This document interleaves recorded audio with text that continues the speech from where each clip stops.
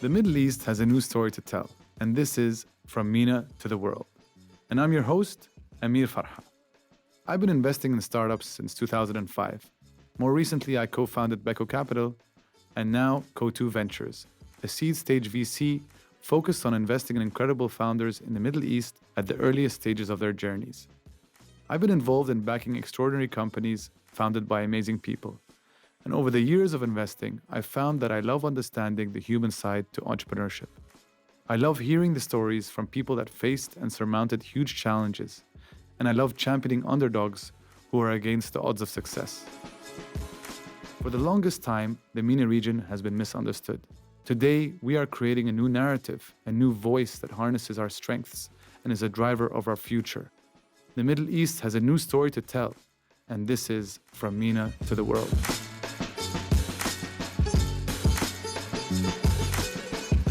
So today we have a really special guest, dear friend of mine who I've gotten to know over the years, an entrepreneur who I invested in years ago, Rami Salman, who was the founder of Wrappup. Wrappup is a voice transcription software that was acquired by a company called Voicea, and then that was acquired by a company called Cisco, and Rami works now at Cisco as head of acquisitions, or helping with acquisitions and strategy. He's going to share a lot of his learnings. It's been a journey with Wrappup, I can tell you that. One of the first companies to really innovate on a global scale. And you're going to hear about his initial forays into entrepreneurship and his mindset, as well as the learnings about exits and insights he's gotten from leaders that he's worked with and the co-founders, relationships he's had in the process. So I really hope you enjoy it. First, Rami, thanks for coming on this show. You're someone I've known for years, and I can't wait for everyone to hear your story and maybe just have a really cool conversation with you. So I'm going to start this off, and I'm going to ask you, if you had to think of words that would adequately describe yourself, what would you use as some words that would maybe give an idea of what kind of person you think you are? I would say I'm an intuitive person that likes new ideas and new things. I'm non-linear. I think of things in quite sporadic ways and push a giant set of thoughts forward, but it's not in a very linear approach. But I do like the analytical nitty-gritty. So I'm kind of a mix of open-minded thinking and abstract. But I know that the value is really in, kind of core engineered, thoughts and execution. So I try to marry those two together. Where do you think that comes from? If you look back in your life, if you take it through, was it were you a math, whiz growing up, or engineering is something that or science maybe something that you took a liking to? I definitely, on the math side, it definitely was was keen to learn a lot. I, would compete with my friends. I think one year, I was the winner of the math competition at school. I think it was in 7th grade. And then my best friend also had, won it the next year or whatever. I try to find the easiest way to do certain things. There was a lot of amazing ways to solve certain things. But as you reach certain levels of complexity, you're really dealing with the abstract. I couldn't fathom how this type of math would be applied, right? With irrational numbers and whatnot. So it's funny that in the abstract, whether it's art or music, I enjoy that. But in a concrete way, when you start talking about abstract concepts, I couldn't put my finger on it. So I moved more towards the physics and engineering. And even that, at some point, it gets too abstract. By my 3rd year of university, when we're doing vibrations analysis with multivariate calculus. You were doing engineering in the university? Yeah, so I did mechanical engineering. Okay, so you knew you wanted to do that? Was it? I knew I wanted to do something technical, yeah. And do you think, you want me asking, you grew up in the US, right? So how much of an influence did, let's say, your dad or mom have in your, let's say, emotional development, let alone these choices, becoming an engineer? Or... No, it was huge. I mean, when you're early on, your parents kind of guide you to do everything, right, in life. My dad was always very business oriented. I mean, I come from a long line of entrepreneurs. So he had his own bakery business. It was a wholesale bakery, mid-size, one of the larger ones on the East Coast in the US. He came over from Tabuk when my sister wasn't born yet. So my older sister, so I'm the second. They were running a grocery store in Tabuk in Saudi. And then they came over to the US and, like many Lebanese, tried to immigrate, right? And escape Lebanon from Saudi to the US was a tough move. But I remember he told me he went to like Ellis Island, tried to find like his grandfather that we knew went to, the US. And I mean, they did everything to become American and eventually found some genius grant that he got some AUB professor to like sign off on that he was, an expert in his field, whatever, something that they don't even offer anymore, I think, to eventually gain citizenship. Oh, no way. Yeah. So there was always like this background of like making something happen out of nothing that I think my parents and anyone that kind of had that Lebanese diaspora experience that like, came to the world with. So from that perspective, like it was a very nurtured environment for me to go out and do things. Like in the summer, my mom was very heavy on like athletics and like making sure we had like tennis, basketball, karate, whatever. And my dad always said like I needed to work. So I remember working at the bakery at 13 years old, packing baguettes into, large, industrial style bags and stuff and shipping them off with like, the Mexican, co-workers with me and making, I clocked in, clocked out. I made minimum wage. And that was the first time you started working? That was working? the first time I started working. Yeah, I was at like 12, 13. And your dad, you were born in the US, so your dad was in Saudi, but you weren't there, obviously. No, yeah. When my sister was born in New York, and then we moved down to Washington, D.C. So he had a retail spot in New York, and he did kind of serve like hotels and stuff like that. And then he kind of had both in D.C. to start, but then moved purely to the wholesale because the unit economics were just much better. Now you can say that. But when you're 13, you're like, okay, sure. Okay, so that kind of like DNA was there, and that obviously allowed you to be a bit more, I guess, entrepreneurial at a young age. You're exposed to so many things, you're saying. Yeah, I mean, I think it's a bit of nature and nurture as well. Like as I was speaking, I'm remembering like some of the earliest, I was always negotiating. I remember my uncle was also like a serial entrepreneur who runs mates.ae here. He was always around. We'd always talk business. But even when I was like 5 years old, I have a distinct memory of like them trying to get rid of us and saying like, go pick up, the pine cones in the backyard, be busy and I'll pay you for it. And I remember like I came back with all these pine cones and he gave me $1. And I like argued with him. Like I was like, I just worked for, an hour. And I was like 5 or 6 years old. I know for a fact because that house we moved out, at around 6 or 7. I just have a distinct memory of like trying to haggle with him and the parents kind of being surprised that I was doing that.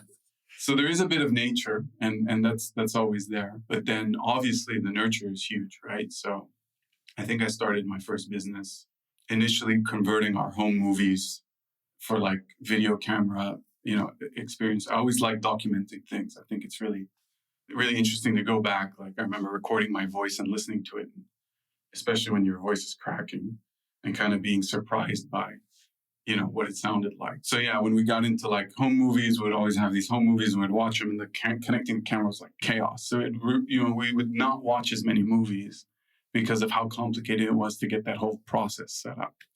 So I started to look online and found a way to convert, home movies to DVDs. And I remember trading in my GameCube at the time because I had video games, but I wasn't a huge gamer. And my dad encouraged me. It was like, if you trade in your GameCube for the money to buy the USB, I'll buy you a computer for you to do it. And I was like, that's a great deal. Yeah. So from a very young age, I think first I converted our movies. And then I realized when I was working this summer in my uncle, the one I was telling you about earlier, his computer repair shop, that some people were calling in, were like, hey, I want to convert home movies to DVDs. And so my mom helped me design a flyer. She was getting into Photoshop and everything at the time. And I went door to door in my neighborhood and I started selling that service at $50 a pop. So I got my first view into like value-based pricing.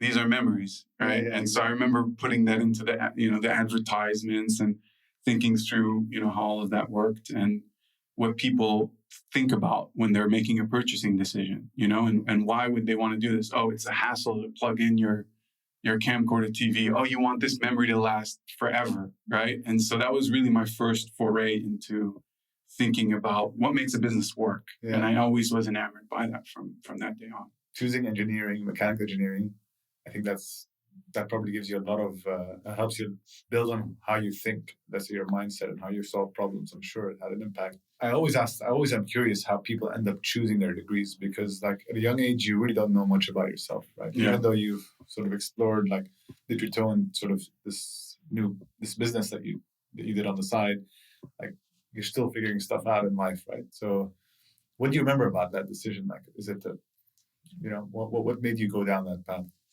I mean, it's the typical like Lebanese or Arab parent, like you need to be a doctor, an engineer, or a lawyer or whatever it was at the time. And I really liked computers. I was working, I built my first computer hardware. I mean, it was amazing to me to see the inside of a computer. Eventually I managed to like build a computer from spare parts that I ordered online. And then I built a laptop from, recycled parts from the computer repair shop. And I thought I wanted to do computer engineering for sure. Then you get to, university. I didn't actually get into the engineering department, but because I had spent 6 months in AUB and I was kind of leveraging there was a war at the time in the summer of 2007 in Lebanon, that I had to come back. I had delayed my, acceptance by a year for Maryland, and I had spent 6 months in AUB. I was going to spend a year. I came at the 6-month mark. I didn't know that. Tell me about it. So you went to AUB? Yeah, I originally went to AUB because I wanted to have, a nice experience. I had a few friends of mine that I grew up with in the US that were going to spend that year with me in AUB. I always say, like, I grew up in the US, but I went to a French school because I realized when I got to university that I really was only as American as, like, you could, tell from my accent and maybe some of my social norms, but like, in terms of culture, experiences, what I look for in life, it was quite different. And that was exciting, right? To experience the American lifestyle. But I grew up in a multicultural, French-educated system. All my friends I've known since I was like, maybe 6, 7, 8 years old.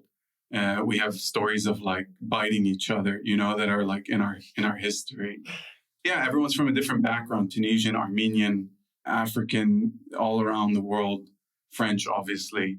And so, yeah, I didn't have a traditional kind of upbringing. On the Arabic side, my parents really tried wholeheartedly to get us to learn Arabic. We went to, Sunday school, we went to Arabic school. Yeah, same here, man. Tuesday nights and Saturday mornings. Yeah. And you can only get so far. I mean, we had private lesson once a week. I learned Arabic through sound as much as I tried to read. You're not immersed. So AUB for you were like, okay, I want to go, because normally people from the Middle East generally go to the US to study, right? Right. And you were like, okay, I'm gonna go for the US. Yeah, because I spent every summer in Lebanon. Okay. And Lebanon was, just an incredible, place to be in my youth and teenage years. Like when you're going out, okay, so you knew I knew my way around. And it was just an amazing opportunity to be with close friends as well, but also like, get back to my roots, learn Arabic properly. My parents had just moved to Dubai. And so I was, next door. And it just made a lot of sense at the time. Then you went back to the US, you said? Yeah, so I cut my stay short. I went back to the US. There was some glitch in the system because of how I kind of came in. And I just remember like going to the engineering school and being like, no, I'm accepted into the engineering department. And kind of like that headstrong Lebanese. I remember landing in the US and thinking, I've really changed because I forced my way into the engineering school without ever being accepted. And they had like a blank slate. And they're like, oh, but what was your major? Like, what was your actual engineering degree that you wanted to get? Is it mechanical? Is it computer? And I had to answer on the spot. And so originally I put computer engineering. I went to one computer engineering class and I wanted to like shoot myself. It was, I think, one of the biggest travesties in today's world is the way computer engineering is taught in school. And you realize it when you start a startup and you hire your first like computer engineer from university. They don't know anything. They barely know the basics of what we need in day-to-day kind of coding life. And it's so theoretical and it's so like they started like the bits and the bytes. And I get the reasoning, but I just couldn't grasp a Yeah, I did second of computer it. science. So I can tell you it's not an easy degree and it's a lot of theory. You don't come out with, let's say, life understanding. You come out with these tools and then you have to figure out how they apply in life, and it takes a bit of time. Most people in those, let's say, degrees in general, at least in my day, were not necessarily the most social people, right? So it's probably difficult for you to, maybe when you were there first class, you're like, yeah, I'm not down for this. Let me go to mechanical engineering. Yeah, especially it was physics. It was something I could understand. Yeah. Motion. It was cool, and it was also the one thing they said is it touches everything. You want to get into computers, you can do like PCU, heat transfer, and all this other stuff. Yeah. You obviously went into consulting when you came out of what was it? Yeah, so I graduated and I went into consulting. I got a minor in like something called the Living and Learning Program, the Hinman CEOs, which was basically like a minor in entrepreneurship, technology entrepreneurship. But I lived with like-minded people that wanted to start businesses. And so we had a few like forays, again, like business plans. And, I think we had like a TV reselling business at some point. We had like 20 TVs in my living room. Testing ideas, basically. Yeah, like a bunch of different things at the time. And, most fail. But yeah, there was at least that experiential, work which you're doing over and over again. I haven't found anything that, made me money. I tried stand-up comedy for a bit, and my mom and dad kind of freaked out at that one. And then I made my way into Bain through several interviews and kind of also a little bit of like pushing and pulling and going a little bit outside the system. I always find a way to move things that I shouldn't move. I mean, I had a horrible GPA. Never follow the rules. 3.0 GPA. Bain doesn't even look at, your CV if you're not from Harvard with like X, Y, and Z. So how did that happen? Network, family, friends, did well in the interviews. I just remember the last interview, I think the guy hated me because he knew my background. And just, why are we even talking to this guy? And then managed to get like a call with the managing director, like the original founder. And I just remember, he asked me point blank, like, why are your grades so bad? And I was like, because I focused on other things. Like, honestly, I think academics only gets you so far. I think engineering in particular, like, it's kind of like math earlier on in life, like, it reached a point where I'm studying the vibration of an engine with multivariate calculus. And if it moves an inch to the left or an inch to the right, and computers are doing all this right now. And I really didn't see the purpose of going so deep. So I went more broad and kind of thought through different things. And he liked that answer, and he kind of made the okay to bring me on.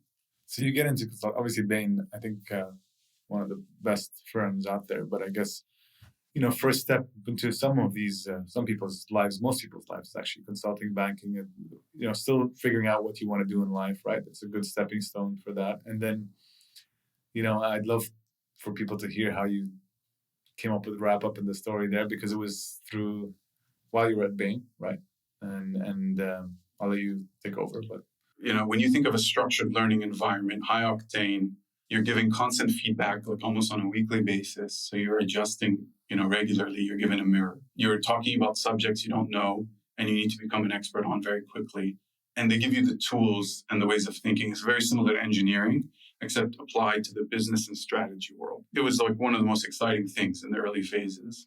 And then having, Arabic as a background and being in countries that are emerging, you actually are given a step up from other regions where you're talking directly to the CEO, year one, and giving your, feedback on something you've built or whatever.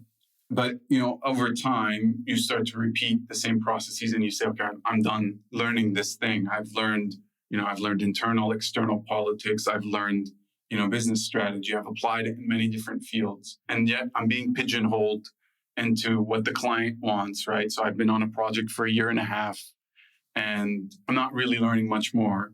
I've maybe coasting, but I think I'm ready to leave. And before I went to Bain, I had done my GMATs and I had a good score.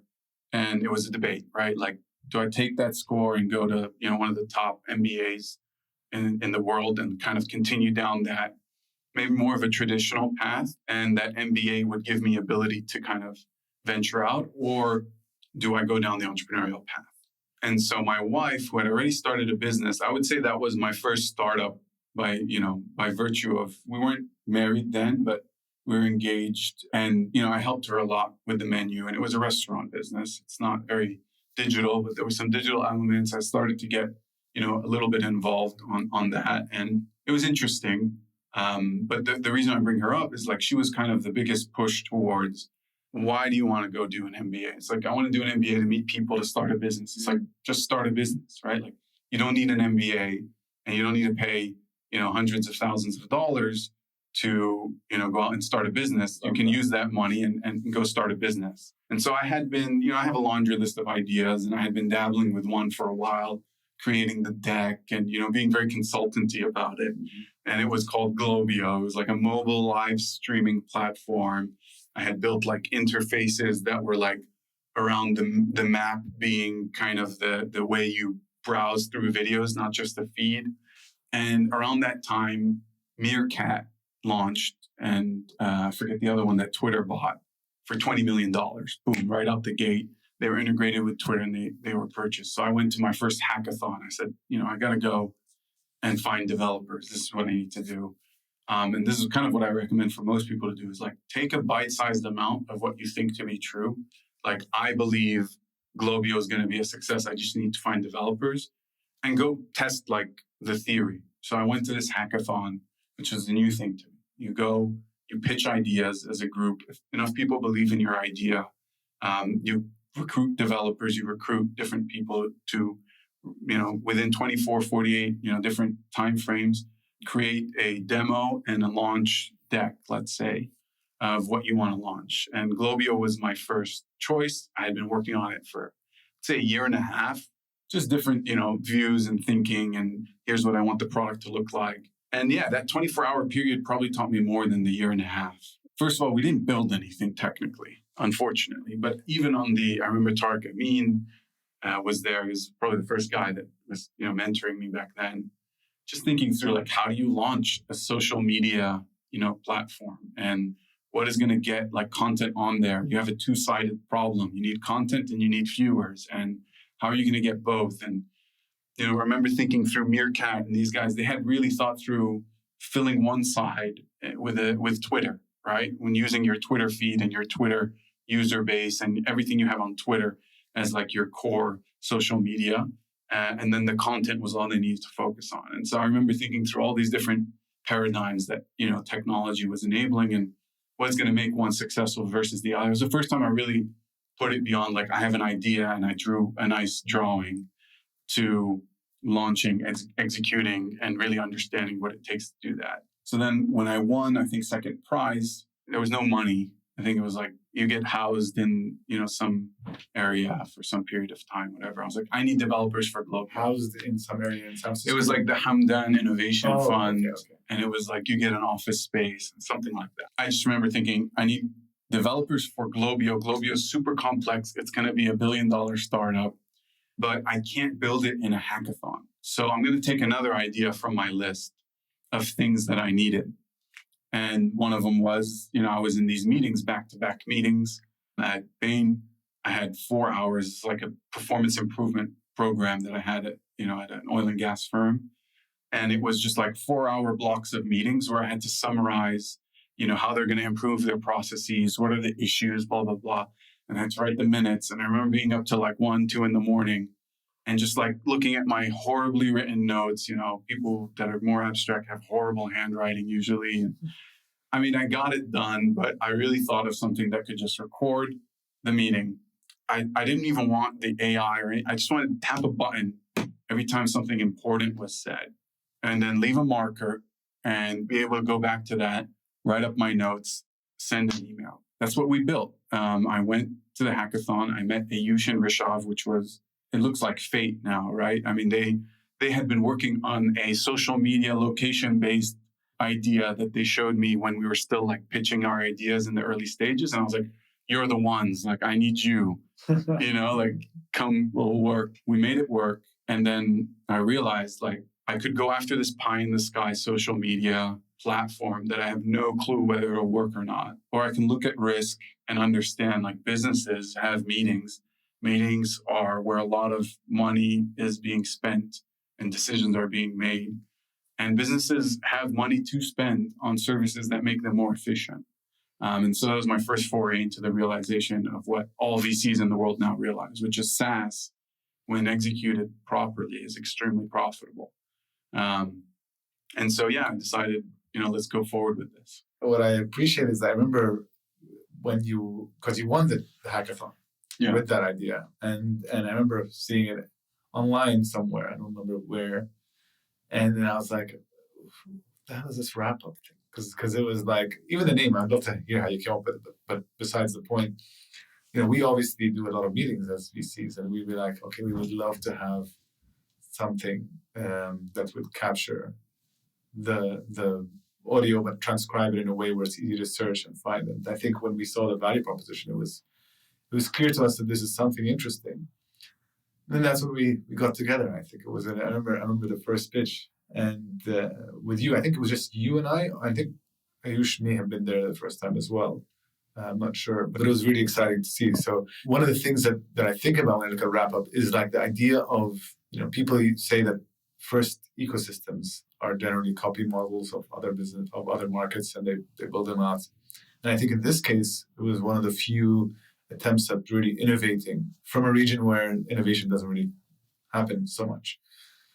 Did that ever occur to you when you first started, or were you just sort of building on the momentum of finding these two amazing co-founders and some semblance of a MVP that people were excited about, and so you just kind of went with it? Or was it, how much thought did you put into the... No, I mean, my ethos is like, I really wanted to do something that didn't exist before. I find it much more interesting, I'd say at the time, to do something groundbreaking and fail, right, than to make some money copying someone else. I do believe there is a lot of value in, like, let's say, implementation innovation, execution innovation, right? Like a Kareem. Or business model innovation. Right, yeah, like Kareem has done incredible adoption to what this market needed and how to grow and work with governments, and that served them extremely well. But at the time, maybe I was a bit naive and kind of thinking, I'm going to change the world. That's what I really wanted to do. Is like, there was something before, and I want to apply what I believe is good, thought and intellect to an innovation that would actually change the way people do something for the better. And so that was my ethos. Okay, so then when you look at it like in hindsight now, and you think about the journey, because remember we've had many back and forth. At some point, I think the struggle, if you allow me to say, is like figuring out which market to target, because the application of that technology can apply from schools, law firms, VCs, sales people, and eventually we found our place. But I mean, that was kind of quite a big challenge. So I would love to if you share insights in the journey there, because I think that would be useful for a lot of entrepreneurs who are trying to innovate. So we had our first meeting after I had already been through a 3-month like pre-accelerator, where they ask you like, who are your target customers, who are, do your MVP. And so we did like a round of that. And we had done a round of that in the hackathon. And then we were doing a 3-month round of that, culminating, in a San Francisco 1 week that like you go and you pitch. And so we were like kind of going through, preschool, middle school, high school of startup, dumb. And at the same time, I knew nothing about tech. Like for everything that I thought I knew, like I didn't know about code and about like, GitHub repositories and APIs. And it was amazing to work with young guys that I thought were super green, but like knew so much. And every time we would go to talk to like, industry experts, we were pretty on par with like the technology we were using. And they picked up machine learning very, very quickly and many of the things we did. When we got to the stage of looking at product market fit, and I think this is what we're talking about now. I mean, we had a verbal agreement with you, I think in November 2015 to, put in 300,000 if we can close out a larger round was your goal. And that was what was going to get us to leave San Francisco, which we had a few accelerators waiting for us, and come to Dubai to build this thing. And we had the same mindset, right? We're going to export innovation out of somewhere that's used to importing innovation. We focused a lot on product. So the first thing we did was, because I was still learning and because we kept thinking, that next, and people told us it's never that next feature that's going to do it. There was a lot of things we didn't have. I mean, we went from a button to a search and transcription functionality. And then the search and transcription functionality, we realized, okay, that's really cool, but what's going to be applied to? And so we kind of went back and forth between product innovation and use case application. And so after the search, we started focusing with customers and really thinking through like, okay, here are some people that are ready to deploy with us, Emirates Airlines, right? Like, what is it that they're looking for and how can we build it? How can we make it more useful? And essentially, we couldn't really lock in. Like, we were like, okay, maybe we want project management meetings. Maybe this is only for decision-making meetings. And meetings are a lot more ephemeral. They're a lot less structured than you would want. Initially, I started to think that's just the region. My Bain days were very organized. But then I started to really even beta test with Bain. It's like they don't have time to learn something new. And so the button, like I'm just saying, just hit the button. Like every time you want, just hit the button, you can listen to it. And it's like, they'll try it if they're your good friend or whatever, but like no one wants to hit that button. They kind of just search. And then when the search maybe doesn't work once, they'll throw it away. And so we incrementally added more and more product features with usage testing. And we added at some point there was an inflection point. I think it was, going back to the US for different things. I think we had we closed our round officially with you in June 2016. And at the time we had been to like an MIT conference in Saudi. We had gathered like 500 startups and other people to finally invest with us. And that was like our big win, right? But really all we had was like a demoable product that could transcribe and highlight and search, but an idea and some intent to, kind of pilot from larger companies. And, you're telling me like, how do I look back on it now? And maybe jumping a bit forward, but like, I don't know how you invested in Wrappup. Like, I don't know if I would have invested in Wrappup. I don't have a fund, necessarily like a larger amount of money but I'm much more leaning towards like applications that I can understand their dollar value very easily than pie in the sky, kind of ideas. So in that sense, like I commend you guys for like really thinking this is the time we can do something like this. These people have the right sauce to go out and build something. I think it's the last part. It's all about the people. I think what I saw when we met you was the combination of you being sort of very pragmatic, very thoughtful and structured in your approach. Then you have two engineers who are kind of like, mavericks, I would say, like a bit more less structured. And so the combination was exciting, but also the hunger and the ambition to really try and innovate. So look, if it was I think check size and round size doesn't matter. This was like at the end of the day, a shot. But that's how these investments typically work, where if you got that customer base, because I remember every conversation we'd have, there would be a new use case that would emerge. Like events. I think at some point you were going to record events, and then you had obviously like I think a couple of banks interested, and you had the Emirates Airlines, then you had sales, IT, massive conglomerates looking at the technology. So, which was exciting, but also I could see it being like, where do we go? Yeah, where do we go? And the product, I think, was in terms of development was really exciting. Every release you guys would do, you'd be on it. And given the limited amount of capital today, that if you look at today, like that really didn't raise that much to get to a product that I think was pretty solid. And to your point, why do we invest? But also, I could imagine it being a challenge for you when you had to go out and raise more money. Yeah, that like in the region at least, and I think you were doing your travels to the US and coming back, and that was positive. So we did after that raise, we went in the spring or in the fall, essentially a few months later. We had money. We're the big guys in Dubai. It was a large round for the time. Yeah, at the time, exactly. And everyone was very impressed. And wow, and I knew like, hey, we needed to bring everything down and be a lot more humble and go on and execute, right? But we could finally start hiring, serious developers. We can get an iOS app. We can, build a web application.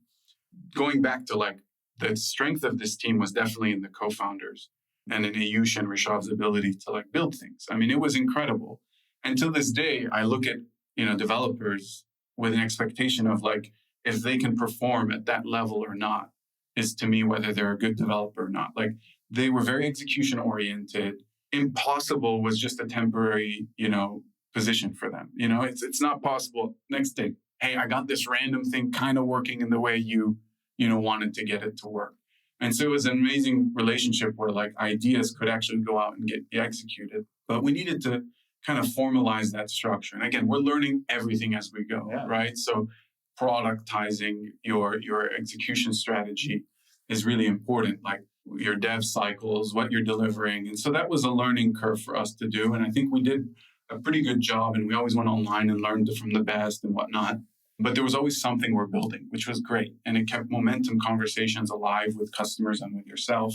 But when we got to, San Francisco, 6 months after, we had already built like a product, we're going to launch this thing. We had a scratch code, you get a free access. I had designed this whole marketing strategy at TechCrunch Disrupt. I think you had another company there. Mikey. Yeah, Mikey, that got on stage and got a huge amount of volume.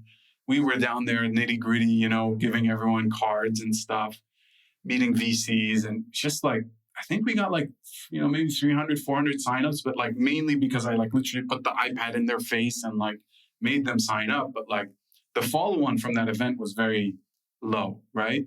And so we had a lot of learnings from both the VC conversations we had on the product in terms of really lasering in on a use case, but also some of the product features that we could add on to there. We started incrementally looking through those. And I think we had a session with you where we looked at the matrix of use cases and what, I find this to be always the simplest way to make a decision is and there's studies that prove this, even the best traders in the world don't really stack up to simply adding a bunch of criteria that you find important and putting a weighting on that criteria, right? So is there money in this space to be spent? How big of a problem is it, right? How many meetings are held? How long are they? What's the content level of, content quality? What's the need for a formalized output? All of these little criteria that we put in weightages and we put in all the different, legal, sales, all of the different things. And we came up with sales is number one because they can sell more, they can move on to other things. They forget they're not the most organized people. We had all these criteria. It's it scores the highest. Let's go after sales. Number two is project management, right? And number three is board meetings and more formal. But there was just such a low volume of those that it was hard to break in. So that's when we really started to get going, I think. But it was a little late in the game. Yeah. And so we had burned through, I think, about 12 months of our of our raise. And we were very efficient with our cash. I mean, we weren't taking salaries that were high. I wanted to always leave 6-month buffer. And we were on our last 8 months, let's say. I was all right, we need to spend the summer in the US because the customers here, they're not buying it, right? I'm not going to sell to companies here online. But in the US, I can create a funnel. I can put marketing spend. I can get people in. It's crazy, but it's 2 years after our initial idea, we finally start looking at, the funnel and the onboarding and the, sales cycles. And it takes time to get all those other pieces to become, acclimated with them, I think, as an entrepreneur. It's a good point. I guess runway was short, but I'd love to let's say, for you to share the story of how you ended up being acquired. I mean, for us, obviously the question on exits is a common issue in the Middle East, but the fact is you are one of the few companies that have had an exit, let alone one from a US company, which I find super exciting and really an amazing accomplishment. So I was an observer of the story. I don't think I played much of a role in connecting you to the acquirer, but at the same time, I thought it was just an amazing story. So maybe you can walk us through that. Yeah, I mean, it was part luck, part preparation, I think, honestly. My dad always says, being lucky is just being ready to take advantage of an opportunity. And I think we managed to do that with, honestly, you guys on the fundraising side. We had tried a million meetings with other people. But when we hit you, we hit it right and we built the right story. And we built on that as well over 6 months to close the deal. It was very similar with Voicea, where it was a random message from Sharif, who was at 500, at the time. And he sent us hey, there's this guy, he's working on something very similar, very experienced in the US. He's going to be in Dubai. He'd love to meet you. It could be a potential for something much bigger. I called him. He was maybe, they got a lot of money and, they could acquire you. I don't know. Let's see what it looks like. So that first meeting we had built so much. I mean, when you say you guys really did build a lot, till today, the quality of what we built was actually very impressive. I mean, we built a web client that could host calls via WebRTC on desktop and mobile and capture notes, transcribe live. We were going to add video recording. I mean, a lot of this was enabled by things like Twilio and Google, Translate or Google Transcription. But like, we also built like AI models eventually on top of that would try to identify, keywords and sentences that would be automatically extracted from conversation. So at that point, they had nothing. They were like, we're thinking of building a search and mapping, of calls. And we wanted to be only on calls. They had no product, nothing. And it was kind of like, do I share? Do I not share? And I'm always of the version of like, I remember when I first didn't tell people my idea, someone told me like, all right, I give you a task, get someone to steal your idea. Then you know it's good and go out and build it. Because if you can convince someone to steal your idea, it means like there is something there and that's a good sign. But winning is always about execution. And so we shared everything we were working on. This is our plan, this is what we're doing, even though they had nothing. And then when we went to the US that summer, I decided to check in and they were working on their prototype and it looked like something we had seen elsewhere, and we had this mobile app and it was really clean. Like this was our fourth version of the mobile app. We didn't have transcription at the point it is today. We were using IBM and Google Watson. Yeah. And I mean, there's a change when you move from like 60-70% accuracy to like 80-90%. There's a change in people's opinion. So we were hiding the transcripts behind a search function. By the end of the summer, Google had launched their new transcription engine and you were putting it live and it was giving you proper, feedback. I mean, this is not like calculated 80-90%. This is more like it looks right. You know what I mean? And so we redefined this app and we made it all visual with the text live, which suddenly gave a wow factor to our app. It's not just recording in the background and you leave it. It's like as you speak, it's capturing and it's doing pretty well. We added voice commands so that it activates note-taking on command rather than pressing the button. Now you're doing, okay, Eva, or, at the time we had just keywords, action item, and it would open up a little text box and give you like a highlight, and so you were creating your highlights as it goes. And our meetings became a lot more interesting. And we brought that in at the end of the summer when we realized like, look, we hadn't reached sales. And, let's see what this could potentially be with Voicea. We had an early meeting in the beginning of the summer. They weren't ready to talk. They kind of were finishing their prototype. By the time they finished their prototype, they knew they wanted a mobile app. And they kind of said we were a mobile app. They didn't necessarily look at all of our features at the time. And they gave us an offer of how they would want to acquire us. It was a low offer. We felt like we had a lot more to offer than they had built. And they just had money. And we were pretty strong-willed that we would get this done. Looking back on it, I think I did the math. Had we taken that offer, we would have had less upfront money, probably some angrier investors. I think the investors would have done a little bit better. We would have done a little bit better as well. But we weren't ready. And so we kind of let the conversation, we came back with like a really strong counteroffer. And looking back on it, it's like pretty embarrassing counteroffer. And the founder of Voicea was second time founder. Founder of Voicea had sold his last company for $1 billion, exactly. or $500 million to Oracle, and then ran and created a new business that went up to like a few $1 billion a year in run rate and had acquired maybe 10, 15 companies. He's seasoned. He's very well seasoned. Yeah. Their whole team is like, older guys that have done this before. But we felt we were better. Yeah. And then, so they came back to you with an offer a few months later. Is that what So a few months later, I think we were discussing, you and I, raising the next round. We hadn't hit that traction, metric. How are we going to support this business? Things were looking like they would be flat. You were going to support us, but like, how are we going to get others? How are we going to keep this going? What's next, right? Like, we're not going to do this in the UAE, or are we going to do it in the UAE? And where's our customers? And so, I kind of Hail Married another call with Omar. And honestly, the thing that saved us was we kept on developing the product. And at that time, they were working on a voice command. We had the voice command. App was there. The app had like 200,000 downloads because we got App of the Day featured from all of our pushing with different like Google people or Apple folks. And eventually that paid off, right? And then I remember when we launched the Apple one, app of the day, it started to get downloaded in Germany and we started getting horrible reviews like, why no German? How can you have this with no German? I was like, we never planned for German, but maybe we can make it work. We launched German, right, as a transcription service from Google. Boom, started killing it in Germany, right? So we actually had users, we actually had a base, but we didn't have dollars. We didn't launch sales.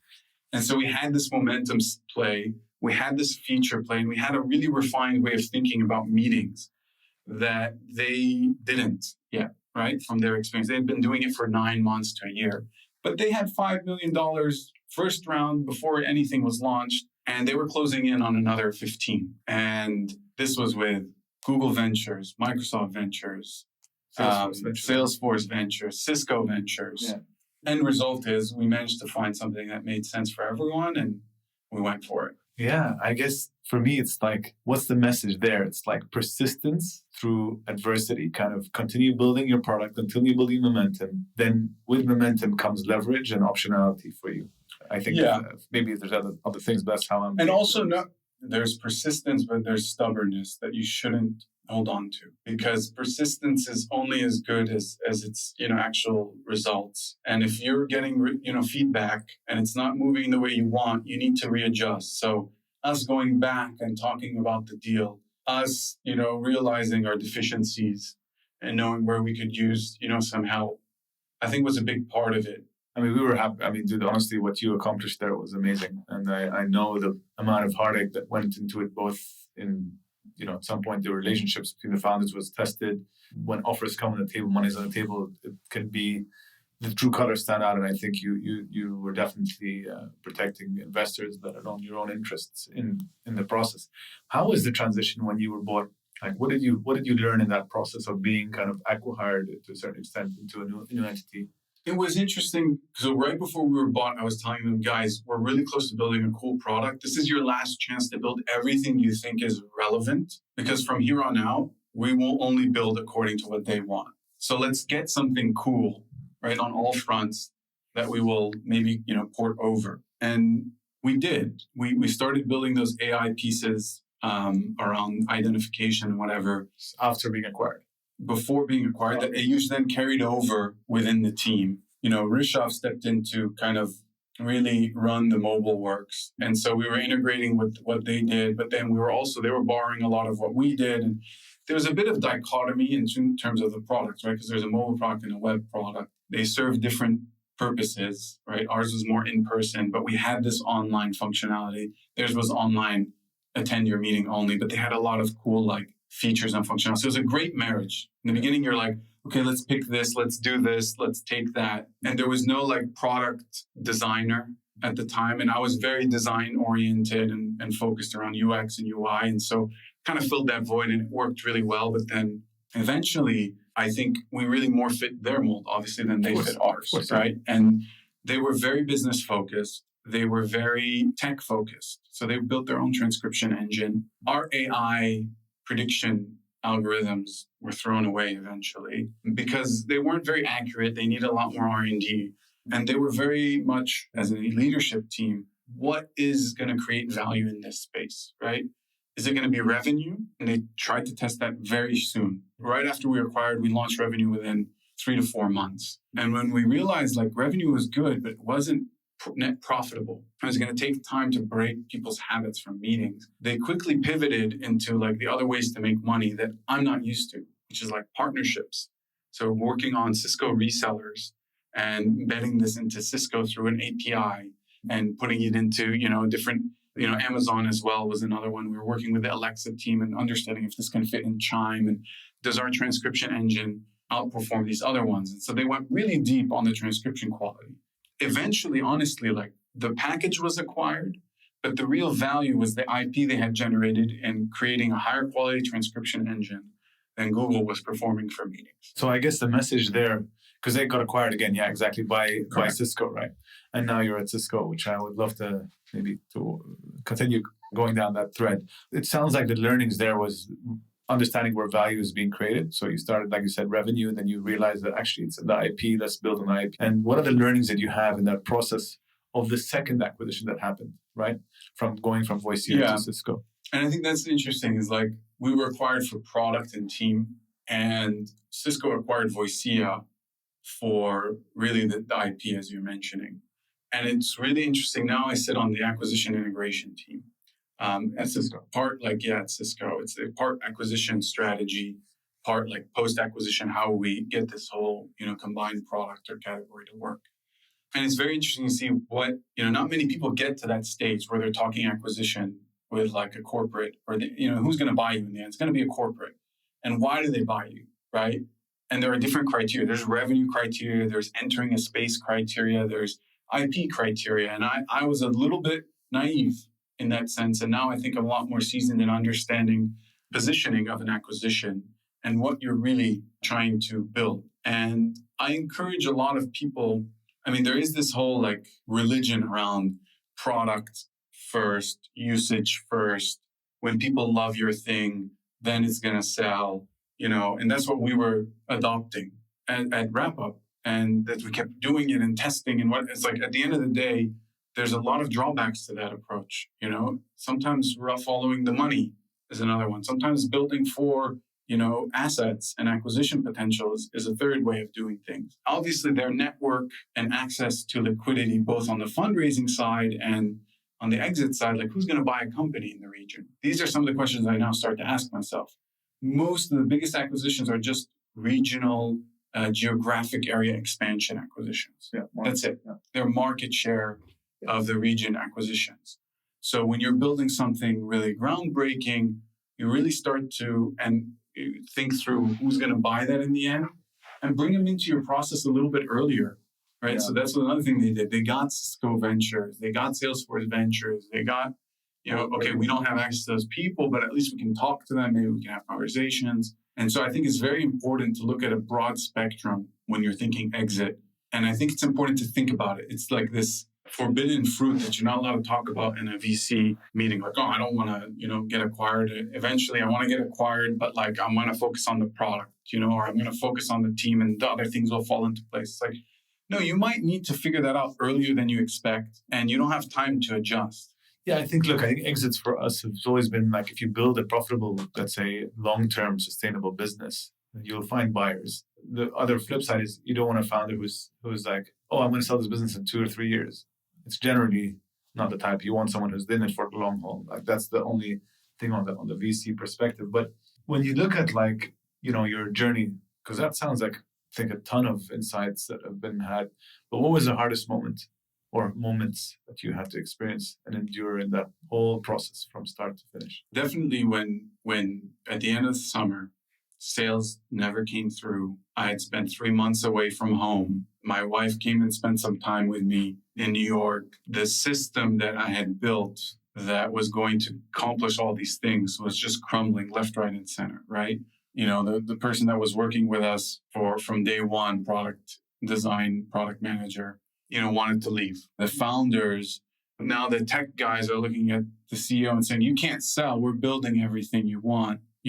What's the deal? This is not how it works. And, in the early stages, they were 19, 20, and I'm having the investor conversations because I'm, more seasoned and doing those things. And now they're, puffing their chest up and thinking, hey, this guy's running us into the ground. Like when things don't go well, things don't go well. And it really starts to crumble around you. So I think the hardest part was under all of that tension and premise, keeping a straight face to someone like Omar and even yourself, like when we're talking the next round, like, because if we don't sell, like we already lost our opportunity. It's not likely that we're going to get another one. So if we don't sell, we need to continue. If we're going to continue, what's in it? What am I selling? Am I really going to continue? This was a big question because the team, the way it was working, the way we were functioning was disjointed. And so I would say that was the toughest part is like looking at myself straight in the eye and say, okay, I've been doing this for 2 years. It's not reaching, I did a lot. I've learned an incredible amount,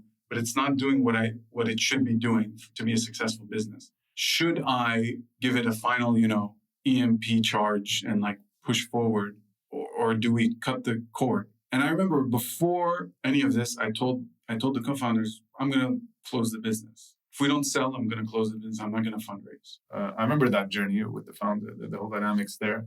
but I respect that choice if it was to come to that. But I mean, you hustled your way to. Yeah, I think it was a little bit of like, if you don't have a floor, you'll make it. You accepted that. I accepted like it's boom or bust. Yeah, and it worked out. If it didn't, I think I would be just as comfortable with my decision. Honestly, I know it's easier to say, after winning or succeeding, but really that was the hardest part, is like accepting that I wasn't going to push something forward that wasn't working and taking what I could from the situation. Yeah. I think that's very few founders actually are living non-attached to their company enough to make that choice. Some people stay hustling, believing in it for years. So I guess, okay, would you have done anything differently if you look back? No, I never feel that way in my life. Okay, great. No regrets, huh? Yeah. I've known you for long enough to know that's So I guess, a couple of, I think of like, if you look at the investor ecosystem today, or generally in your path of raising funds, I think most founders are typically first-time founders here. There are very few that have done it before. And I always ask the question, like, what do you look for? And what do you think makes a good investor? It's a variable question, right? Because it's like, depends what type of founder you're talking about. I always found you and the Beko team to be very founder-friendly, very understanding, quite open to what we were doing. I probably managed the message more so than I needed to, given how open and clean you guys were about the whole situation. I think that's very needed in an investor, because the entrepreneur goes through so much, and there's only so many inputs that they can take on without like losing their way, let's say. Yeah. And I think you guys did a really good job of nurturing the founders. So someone who can nurture, someone who's understanding, and who can take a step back. The other thing that I think is super important is like experience. A lot of that needs to be a little bit firsthand experience. Mm-hmm. Like I think the region needs a lot more exits and a lot more whatever, even people that have failed, to get that regurgitation, that recycling of insights and knowledge and information. That's what you get in San Francisco, really, at the end of the day. That's all it is. Like a bunch of people that have tried and failed and learned and tried and failed and learned. And so the VC side is still nascent to that whole like adding value. I think 500 at the time was really focused on marketing and funnel. And they like, I remember Sharif sat us down. He's like, what is this crap? Like, don't give me a diagram of, the markets. Like, go and tell me, what's your funnel? How many people did you reach out to? How much did you spend? Where's your KPIs? And I just remember like that 1 hour session with Sharif Badawi was like 10 times more impactful than, all the meetings I had been having with all the different people. So there is a little bit of like been there, done that needs to be applied for you to be able to give that advice. I love that. The sort of not only are you recycling capital, but it's recycling like insights and experience that has to happen. And I think it's happening, but at the time when we were investing, I think that wasn't the case. Who's a leader that you look up to and you're like, yeah, this is someone I respect globally? Like you're like, and why? Like what? Those are some of the things I think through. Well, I think we got super lucky with the acquisition, because I think Omar Tawakol, who was the founder of Voicea, and eventually who acquired us, it's probably one of the most impressive humans I've met from a like. There's very few people that can straddle the line. I've never met this kind of person, to be honest. Like that can be universally loved, but also commanding and able to lead people in a direction, but not in an imposing way. He's very consensus driven, and yet he's not. And so you always leave the conversation feeling like you've won, or it's mutually acceptable. Even when 9 times out of 10 you'll go in his direction. And he's very humble, very respectful. He's done so much. That's more on a personal note, right? When you think of like a leader and a mentor. It's a really well described quality, though. Yeah, it's crazy. But like I get in meetings now in Cisco, and I get someone saying like, "I love Omar." It's like that term is being thrown around so much when I've been around him that it's like it's incredible. Like on a more like global basis and whatnot. Like I've always respected Stuart Butterfield of Slack. Maybe that's throwing back to my like product first, like SaaS like play. But like he's more philosophy background. He's very thoughtful, and it's more about the raison d'être of doing things than it is about like the actual thing he's doing. And so And he's been incredibly successful in applying that way of thinking. But I haven't worked with him, so it's different.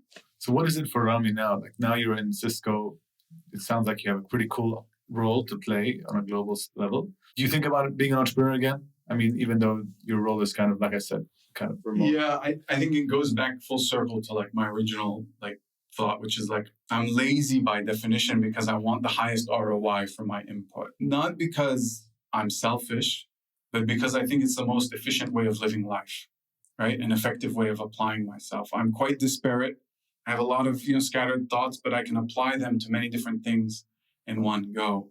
So I've realized now that I've had some capital, I've done some investing, some advising, that I'm quite keen to continue in that route because I think it can apply my knowledge and learning to a wider array of issues.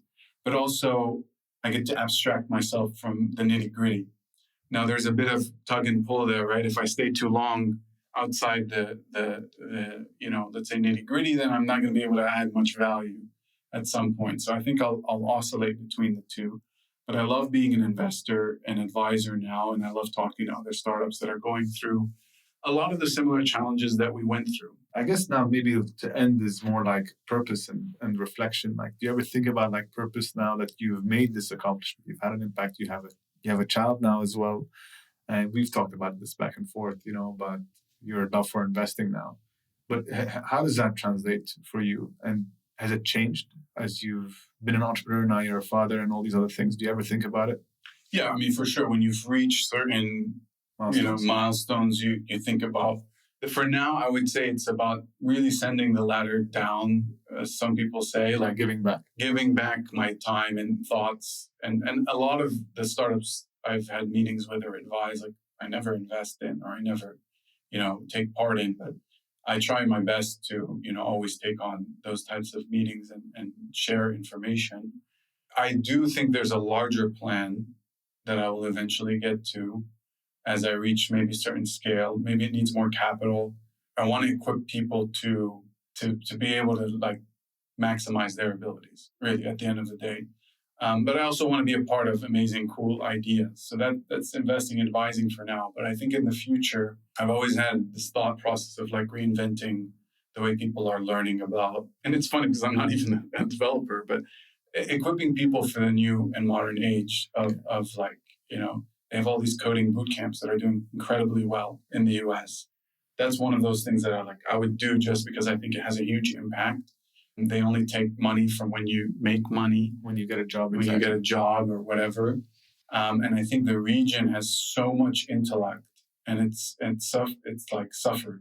Yeah, describe that for me. What do you think the opportunity is when you say the region has so much intellect? Like, what excites you about it? Because you're still here, right? And your company's Cisco. You could easily be in the US. I like the concept of a smaller pond, and succeeding in a smaller pond, because you're a lot closer to the movers and shakers and the things that happen. Like here, you can really reach important levels of government, of life, and small steps in your network, and if have an impact.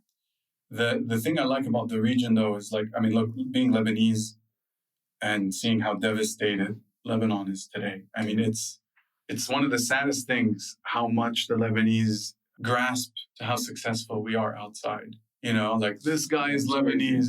I always said, like, you're not famous until the Lebanese claim you're Lebanese, right? You're not successful until they claim something from you. But at the end of the day, they do have this ability to go and be successful within systems that exist.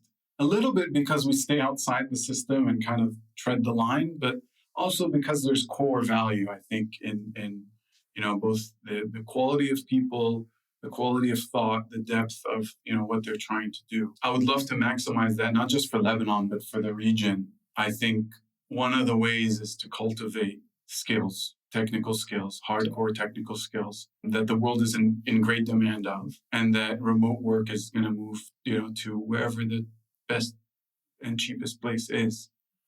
We work extensively with Ukraine in our startup, and they just matched the best.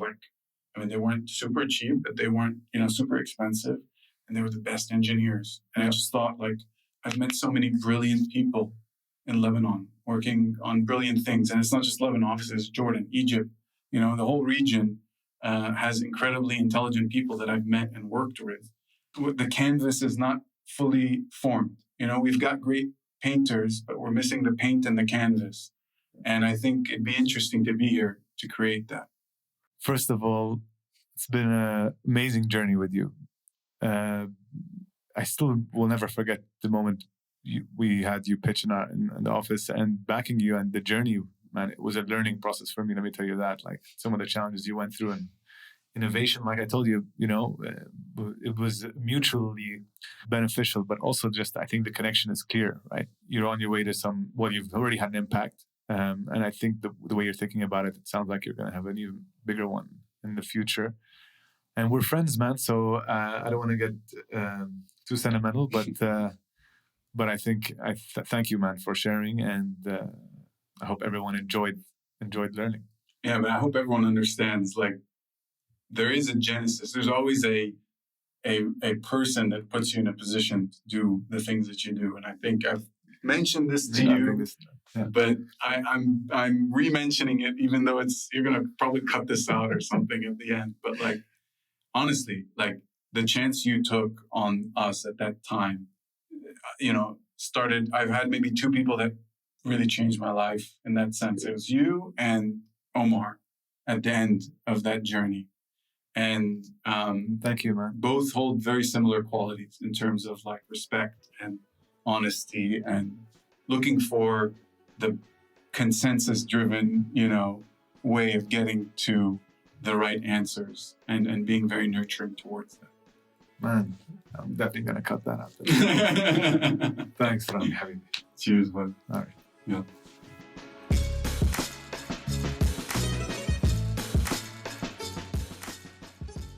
Thanks for tuning in. We hope you were able to take away some valuable insights on this episode. Subscribe to our show on your favorite podcast listening app, and please don't forget to leave us a review and share it with your friends. The Middle East has a new story to tell, and this is From MENA to the World.